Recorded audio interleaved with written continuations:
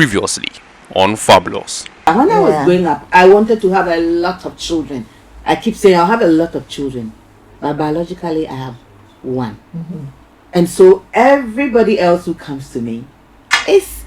Yeah. And I don't mince it. When I say you are my daughter, I mean it through and through. Yeah. You know.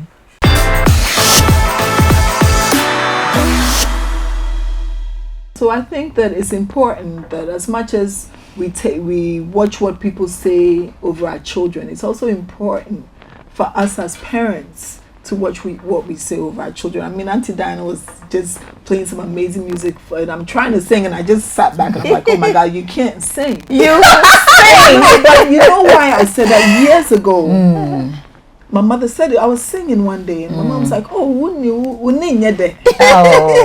it's stuck in the back of my mind, and I kind of shut myself down and said, "I mean, so I'm not." We will start. And we will, but I'm just saying that the impact, because your mother, your house is your haven. Yeah. When So you go outside, and it. people, because when people say everything about you outside, when you come home, that's where you're supposed to get hugs. Exactly. You're supposed to get the love. You're supposed to get the reassurance. Said there, be come. We don't mind them. That is it. This you is, are this. Yeah, that's right. We should be. Now I should be mindful. And she didn't even. Obviously, she didn't yeah. She was just making a comment. Because that was never her thing. So that's why I'm saying that we should be intentional with everything that you do. My daughter was amazing, and she still is a very intelligent girl. And prize giving day, what me come? Since I want to tell you, say, oh, ensure don't go and sit, because all the prizes were coming to her. But she had this one particular teacher. I don't know. And so she had 3 of my kids went through her class. My first 2 kids were not easy. So I know by the time Ensure got to her class, no one bread. But then I think Bibiano Kachi Ensure said you're too known. And Ensure would come to me, Mrs. said I was too known. I'm like, don't mind her, you're bright, you're this, you're that. So one day she and I are having it out, right? Ensure's going, kid me can, because I know to say. And I'm saying, Ensure, I don't know, can't say that you're too known. You know what she did? This was before she was 10. Ensure dated on her wall. Yes. Or she put the date on the wall. On such and such a date, Mommy said I was too known. When I saw it, I almost cried. You know. So I think that just like everything, be intentional. Have a vision. Women, yes. So yeah, men men are this, men are that. Who raised them? Yeah, women raised them. I was telling somebody, we say men, oh, they go peeing everywhere, but we taught them. Yeah. Because the girls would say, oh no, come here. Then the boys say, go and stand there. We will even remove and then allow them, and they grew with it. God help us. And another thing too is we are their role models. We are the most prettiest, the richest, everything. And so as models, let's be sure that we are good models for them. They are the first. We are the first they see. And we shouldn't make our experiences seem the worst of it and use that to try to fix their lives, because they are all unique and they all have their different parts. We are there to guide them, like I said earlier on. We are just there to guide them into the right thing. And how we say the negative, like if they do something wrong, the way we say it is also very important. I mean, not just mothers, but you could be a teacher or a supervisor or head of a department. If you think a staff is doing something that needs to be corrected, the way you would open your mouth to say it or the way you would text it is very, very important. Because these are young ones, they are trying to do their best.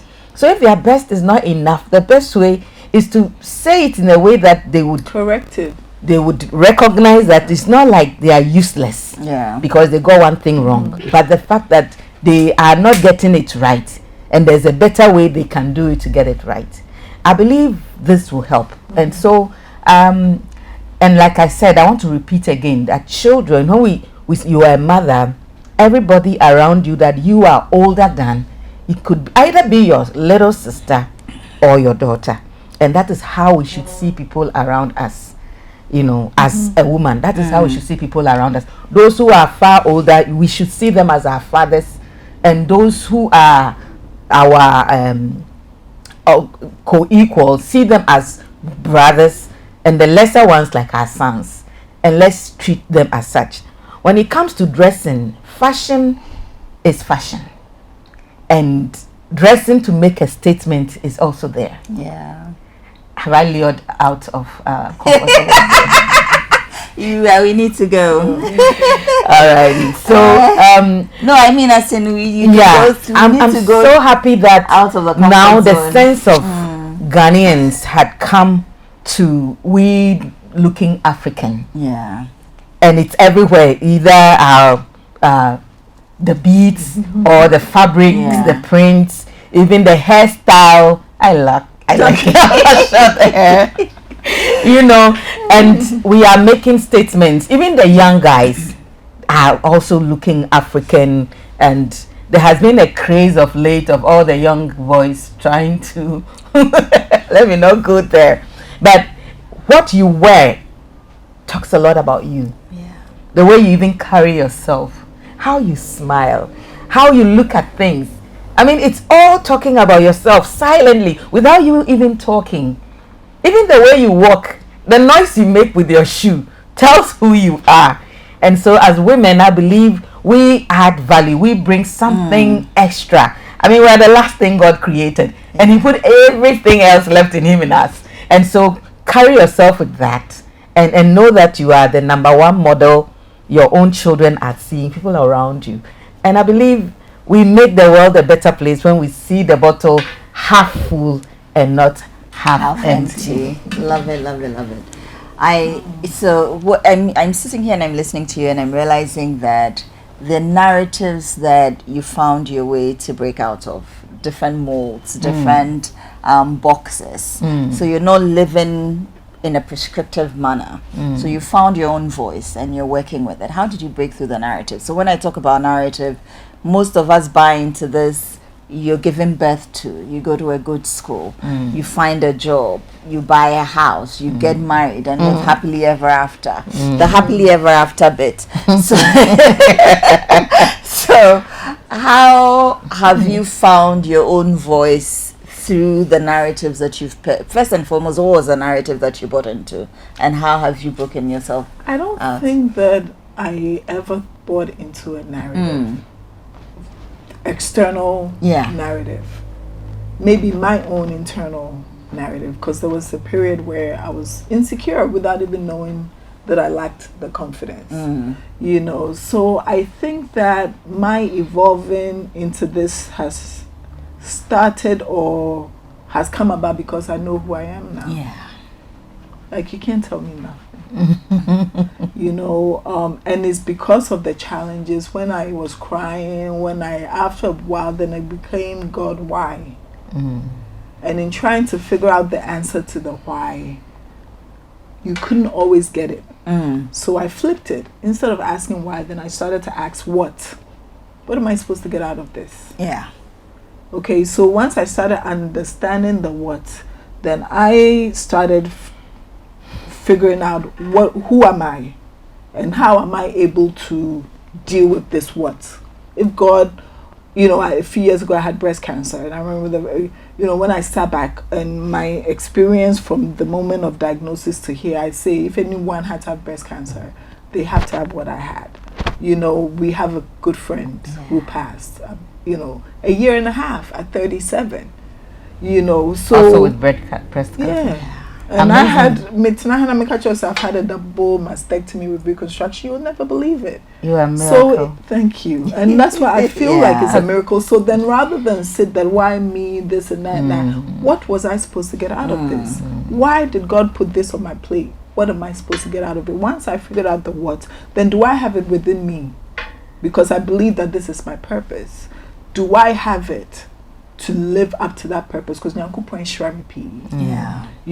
so I think, and my advice, and I tell my young ladies all the time, and I wish what I would have done differently for me was knowing who I was. You know, a few years ago I was going through a lot of challenges. One of my aunties was like, love yourself, love yourself. And at the time I thought I did. Now on hindsight, I didn't. Because not loving myself allowed me to be treated in a way that there's no way in this day and age that I would allow myself. Because I did allow it because I didn't know my worth. So I tell not just young ladies, because I think we need to bring the men into this conversation too, because we exist. We can exist. You go to work, you'll meet a man. What I say, you'll have a child. You could have a boy. Into their part, so you can't. And because we're human beings, we're all interrelated. We all depend on it. You cannot just talk about females, because our life would be harder if we groom all these girls and the boys are lacking. So but it's just happening today, and if we don't fix it, we have to balance it. And then it becomes a competition. Oh, the women are this way, then the men. No, it shouldn't be that way. We need each other. We need it. A man should raise his son and teach him how to be a man. But there's also a part that we play as women. So for me, coming back to it, is when I started to know I'm not perfect. Right, but I do know no one is, and that's what we need to realize. And one thing too, I went through a lot. I'm a very forgiving person, but I realized I wasn't forgiving myself. You know, we forgive and forget. Oh, Jamaninka, forgive him. Do you forget you? You forgive them. But then you don't forgive yourself for and allowing it to happen on the road. So when you say that, okay, me too, I'm not perfect. I've forgiven myself. Okay, so what is the lesson here? What am I supposed to get out of it? And I think that's what I'm most proud of myself now. I'm most thankful to God that I'm at that stage. It's because of that hearing me. Like me soon, Now, you may not be adding. I don't do subtraction in my life now. I add value to my life. Everybody who comes into my space, the question that I, what value? Am I learning something from you? Are you inspiring me? I have too much going on for you to try and come and distract from me. This I will have joy. Don't come and disrupt my joy. And it's my choice if I choose to allow you in my space. Not. So for me, I'm most thankful for this space that I'm in. Now, I'm still a work in progress, but I know that I'm a work in progress. And I want all the young ladies, but the young people, and even people my age, I'm doing this accelerator program. This amazing woman doing amazing things. And she comes and her son is in the business with her. She comes with her son, what she doesn't understand. The son is, and then she had to speak about herself. No, and I'm sitting back and I'm like, you have a son here helping you. I don't want to identify her, but if I said the product that she made, you'll be amazed. Because I wanted to pull her aside after the program and say, Madam, don't ever say that. And this is all in her. Yes, because what she's doing is amazing. People are looking for these things. They can't find it. What I say, and for her at that age, that's why you are needed in her life at that time. Yes, but I meant to I'll find her and say, don't ever. So it's not something that we speak just to the young people about, but even ourselves, our age mates, people who are older than us. I'm constantly my mother. Oh no, my mother's an amazing woman. But I just met her. That's what I'm saying. So maybe she's judging her worth by Minisika saying compared to somebody else. I told you, remember with the Wella class, I believe I'm walking in my mom's blessings because she's just an amazing woman. So let's learn to know who we are, warts and all, and where we need to be. We need to improve. Where we feel we're good at. How can we even still be better? And look in the mirror and tell yourself that you're good enough. That's right. Hug yourself. But you can hug yourself. Really, you don't need somebody to tell you look nice. So to talk about my narrative, so it's like you're saying, finish school, work small. But for me, the moment I got born again, everything changed. Because I realized that I'm here, I'm dying, I'm here, but I'm not for myself. I'm a gift to the body. So as early as 20, I got married. 20.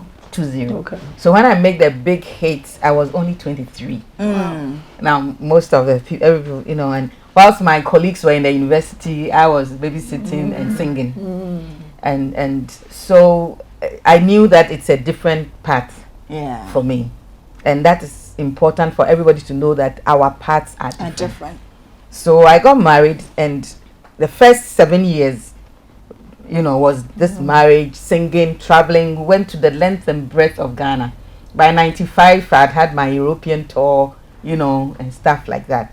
Then from 97, 98, I became a single parent for 10 years. And so I schooled, I'm still today learning. Now I'm doing that for lost time. I'll tell you. So I did everything. I mean, free, moved, and I want to encourage the single women. Now, if you are single, it doesn't mean you are short of a human being. Please. I mean, you need to be fulfilled of who you are. Of course, marriage is important. We'll come to that. But enjoy your singleness. Enjoy it. It's a season that when it goes, it never comes back. So enjoy it. Of course, if it comes back, it comes with a difference. Because once you get knitted to a man and you get separated again, there are times that you still feel you need a man. But if you have not been with a man like that, enjoy, because you don't know how that is.